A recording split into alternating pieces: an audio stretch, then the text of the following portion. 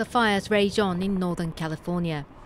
Fueled by strong, dry winds, the blazes spread across the region within days, leaving a trail of devastation behind.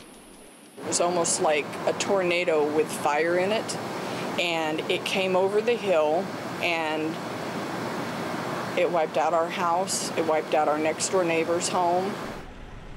The largest blaze, named the Carr Fire, has engulfed around 40,000 hectares in Shasta country since late July.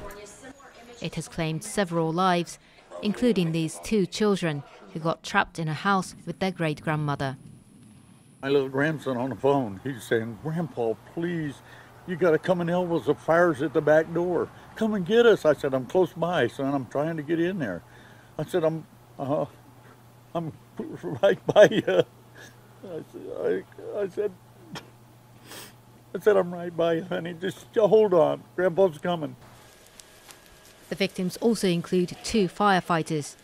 They were among the more than 12,000 men and women battling to contain the blazes. California is no stranger to wildfires, but this fire season is proving to be particularly difficult. The difference with this fire is the winds have been very strong, and it's caused very erratic, very extreme fire behavior, very low humidities, single-digit humidities. Combined with those winds, very rugged terrain up in this area has caused an extremely hard firefight. A state of emergency has been declared in several counties. President Trump and FEMA have granted California's request for direct federal assistance.